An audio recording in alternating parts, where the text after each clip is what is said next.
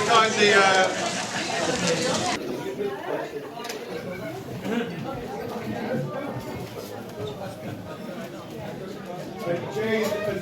Jane very kindly offered to say a blessing. A blessing.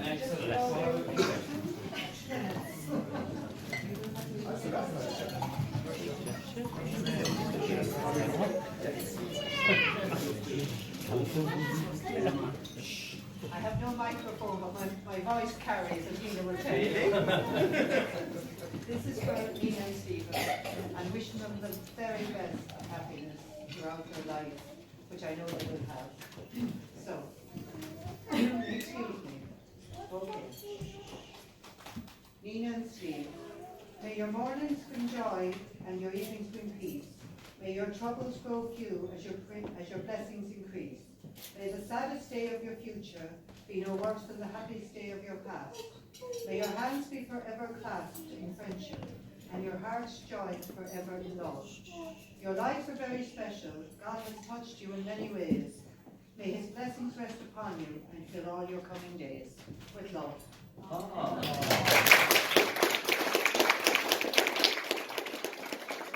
I'm going to give up. You've got the job. That's brilliant. Fantastic.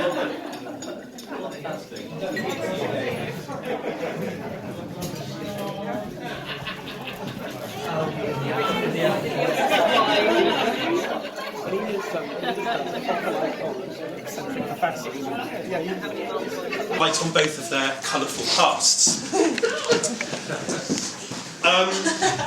I've known Nina for a really long time. In fact, when I met Nina, I had hair, and just for some contextual detail, it was a blonde curtain hairstyle, which places our meeting in the early 1990s.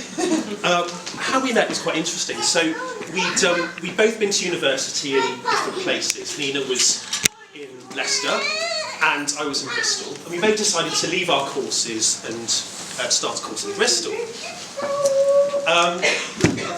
We got on straight away really, really well. In fact, we were encouraged to talk to each other because we were newbies on the course. And there's something that was really odd, though, about how she came to be in Bristol, which is, I'll show you now. So Nina arrived in Bristol with her best buddy, Dirty Diana, was her name, and her boyfriend at the time, who, his name was Toby.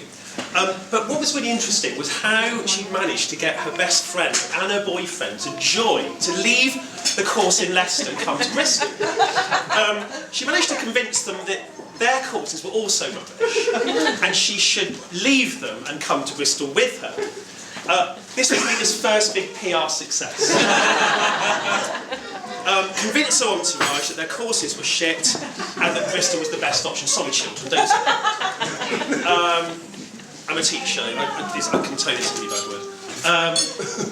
So, from then on, we became best buddies. And, I had a secondary function as well, providing boyfriends for me. But more about Steve later. Looking back at our days at university, what stands out about our friendship is how bloody childish we were. Giggling at others on our course, passing notes at each other at the back of the lectures. Thank God we've grown out of that all now. The best thing about being friends with someone is they introduce you to a new experience. And I need to thank Nina for introducing me to gossiping. I was never really one for tittle tattle before I met Nina. Well, not tittle.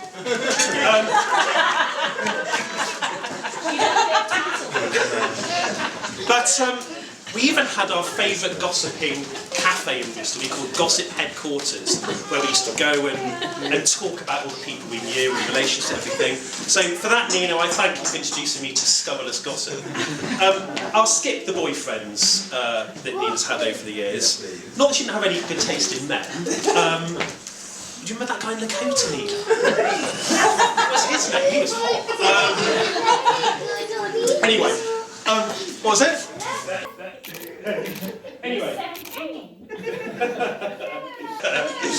Anyway, let's skip the boyfriends, because really, they were a load of weirdos mainly, apart from when we get to Steve. Now, me and Steve became best buddies through his partner at the time. I can't quite remember her name. But me and Steve and his girlfriend at the time were quite the Three Musketeers. In fact, it really was one for and all for one at one point.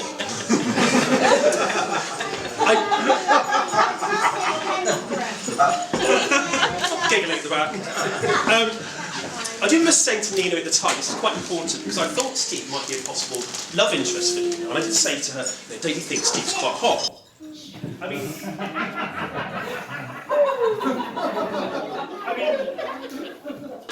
he had a girlfriend, but you know, these things can be overcome. But she was nonplussed at the time, you know. But her time came last year. Opportunity came knocking. Miraculously, Steve became single for about 10 minutes in the summer of 2017. By way of explanation, can I just say, in the time I've known Steve, he's been single for roughly 72 hours. Tinder's such a wonderful thing. And so, as Nina and Steve become Nina and Steve. By the way, which way round should it be? Is it Nina and Steve or Steve and Nina? Nina, you need to answer this one. Nina and Steve. Nina and Steve. Yeah. Steve, do you concur? So, knowing them as I do, I think they really are a perfect match. Steve is calmer, stronger, with an unshowy confidence in difference to Nina's flighty, gossipy, high energy. But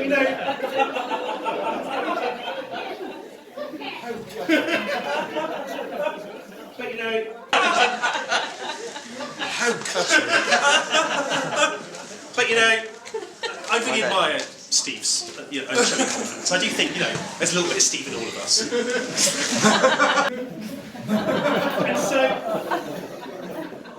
And so what of our future? Let's say their future.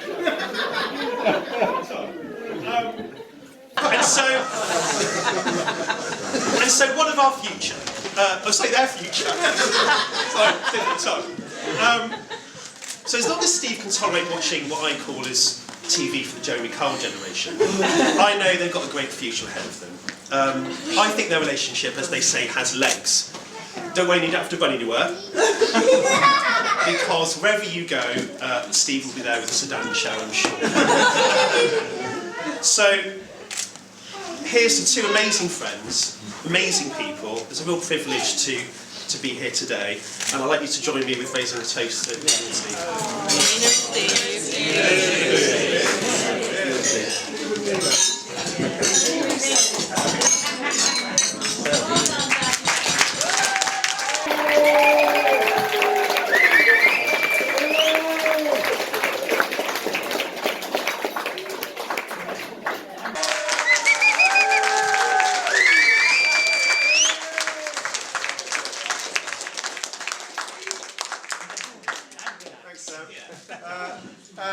I believe there's a small window of time for... We all know why. So, Rev, do you want to give part of the right speech? So, David Arnold. Ask me, what's in your sporran? And I answered a very long speech. Most of which I'll cut. But I looked up, like you on the web, what I'm supposed to do. First of all, to actually say thank you. On behalf of Nina, fantastic thank you to all of you for being here, for turning up. Especially some of our incredible journeys. Roddy and Anne from a remote Highland island, storms, chaos, grounded aircraft, but you made it. Fantastic. And Brian and Jill. Fantastic. Is it the Forest of Dean? And in this ancient castle where knights in shining armour would clatter up on their chargers, I was actually hoping you'd come up on a roaring Ducati in black leather. But fantastic again to welcome you and all of your family, Steve. Rainbow and I had it easy because we're just down the road on the Dorset and Devon coast. But above all, thank you for coming. Steve, I want to thank you for coming.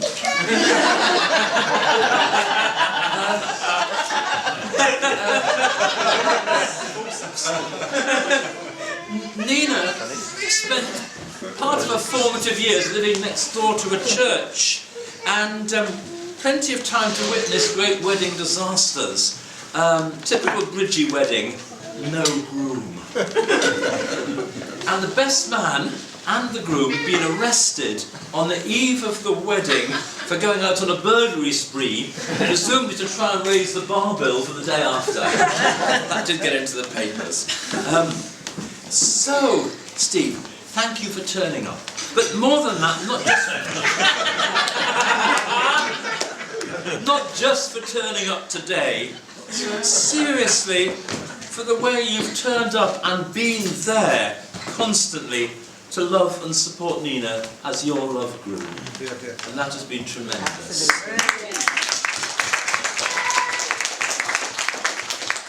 You've been the most wonderful, I know there have been one or two sort of health ups and downs in the last year. Steve, you've been the most wonderful lover, supporter.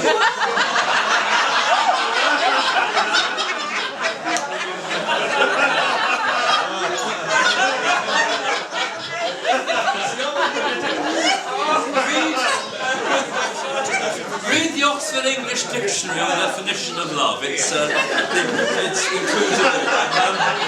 And I read this as supporter, friend, encourager, and blessing for Nina.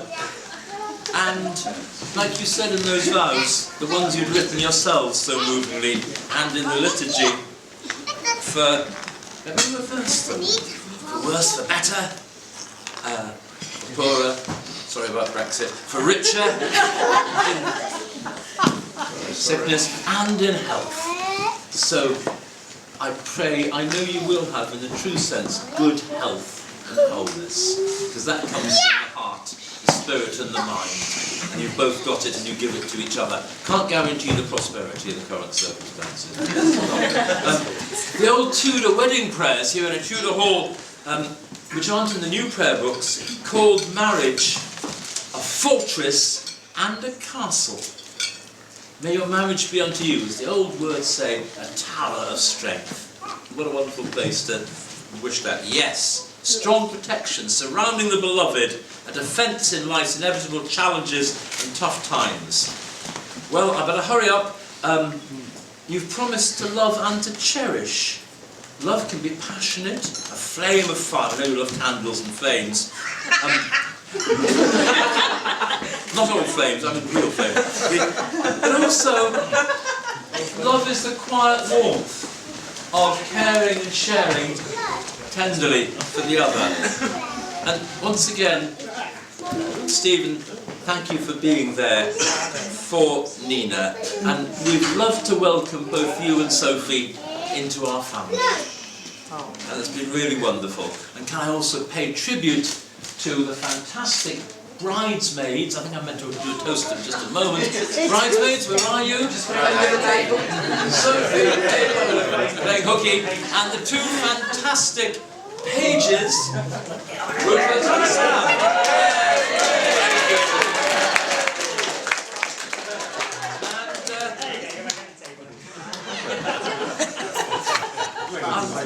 As I finish, I don't want to give the impression that Nina's all quiet and submissive. That ain't true. Much of her working life, she's been sticking up for others, she's been mentoring others to stand up for themselves, and she stood up for all of us. There's a famous song from an earlier birthday, Send for Nina. The way she's championed and helped each member of the family when we've had particular challenges and problems. She really is a star. And she supported us all with deep generosity and wisdom and support and kindness. But till you came along, She never found anyone to be her equal.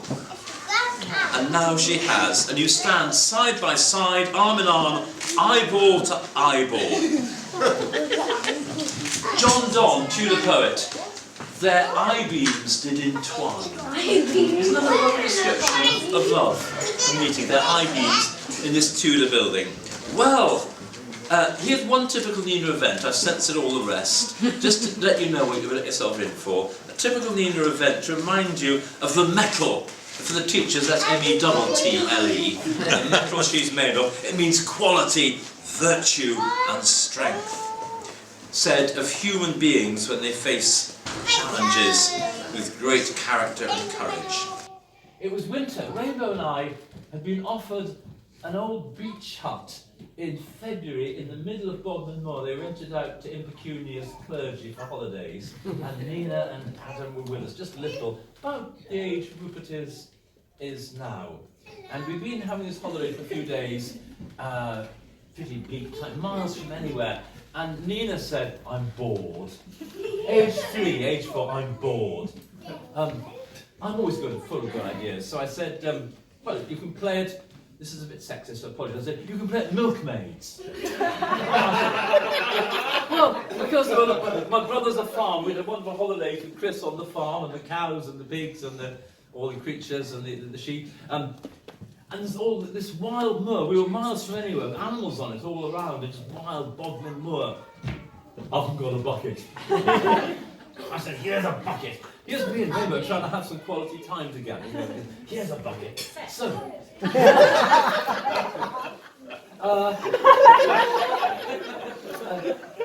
after about a very quiet hour, I thought, I wonder how Nina's getting on. And I looked, oh my God, the garden gate we thought it was locked shut. The garden gate was swinging open. Nina, help! Just a few yards from the edge of this Bodmin hut, beach hut, shanty, there was a rushing river in Spate in February, deep water. Now the day before, Nina had become the first person to fall into Exeter Maritime Museum. It's true. She walked down a little ramp to go paddling, ended up in deep water where the previous ship's carpenter had been drowned. Yeah. And so we began to panic. We'd been given some binoculars and Betty finally, far out over the moor, saw a little figure in a red anorak, old with a bucket. What had happened? She had literally tried to milk a cow. It had turned out to be a bullock. And was a bit miffed. So, can I say, shows her incredible determination and her beginnings in PR, because as she was hauled out of the dockside at Exeter, she pulled a pair of knickers out of her coat pocket. I meant to go swimming, she said. Nina, this time you've picked the right one to follow. Not a mere bullock, but like the Rogers family crest. A fine stag, a handsome hart, a brave young buck, which, if you saw the family crests on the table, in rounded terms, stands for peace and harmony. And that's rather good. And Nina, our family crest shows a star, because you're a star, but a silver toque, which stands for leadership, nobility and courage, and a crescent moon of female power and mystery. How about that? So, shall we stand and toast?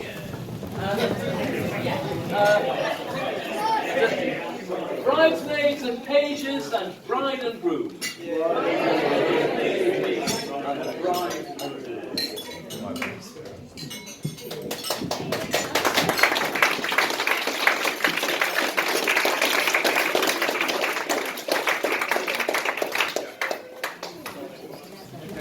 Thanks, Dad. Thank you. So, Stephen, Ian, just going to say some thank yous, and then, yeah, go for that. Steve. Obviously, I had a long speech prepared, though. Thank you. How we go around? The hotel's flexible. Keep going, Steve. I'm just going to do a few thank yous. So first of all, obviously, Dan, thank you very much. We've got a little gift for you.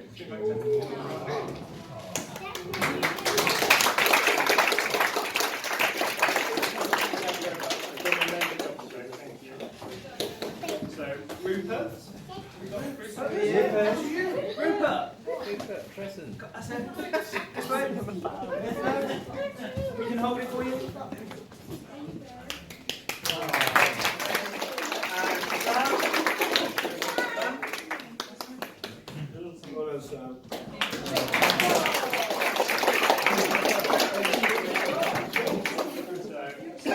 Obviously,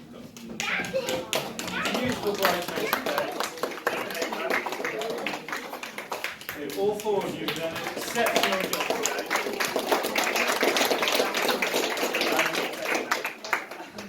Obviously, traditionally rainbow.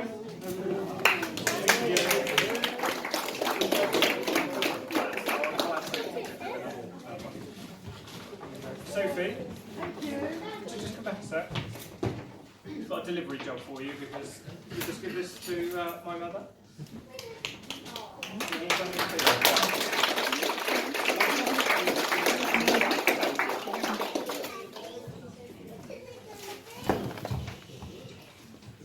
And last but not least, for a lovely service and no, it's been absolutely exceptional today. I think everyone's loved it. So many people have commented on how nice the service was. So thank you.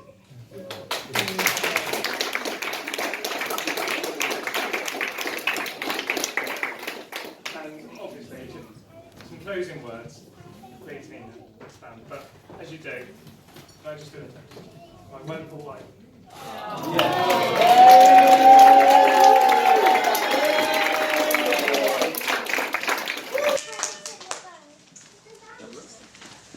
Unaccustomed as I am,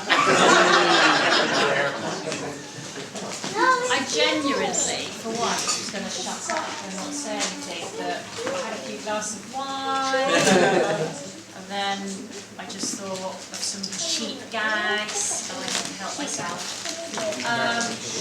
It's been wonderful. It's been a really lovely day, and when I walked in and saw everyone, I felt so choked up because all of you have given up your time and taken holiday to be here. That is except my team. I should say my colleagues. None of whom asked me for a day off. That means they classify this as work. So, if anyone wants to have a chat with my colleagues, to express any comments about so they're on the clock. In fact, it would be overtime after that.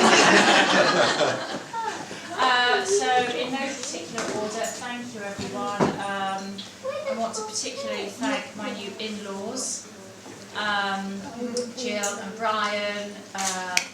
I thought that Jill was overcome with massive emotion. I kept saying to Steve, God, she can't stop dabbing her eyes. And I know it's bad, isn't it? And then I realised that she'd actually fallen over and was actually hurt, but also obviously overcome by emotions. So, thank you, Jill.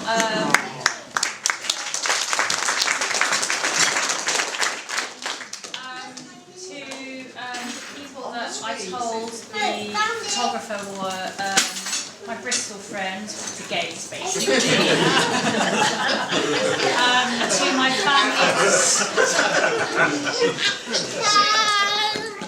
families, to the mature table, sophisticated couples that I know, and Jane.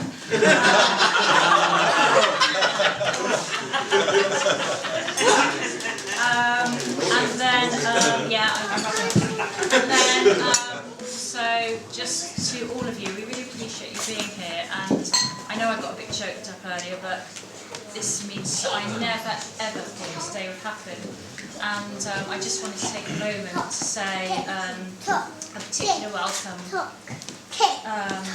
There's someone that's not here today, which was one of my best friends, Charlie, and her dad and his partner are here today, which means so much to me. And for those of us that knew and loved Charlie, in a card that she left me, that I opened after her move to a better place, as my dad would say, she said, the one thing I wish for you is that you find true love, and I have, so thank you. So to those that are here and those that aren't, thank you, and cheers.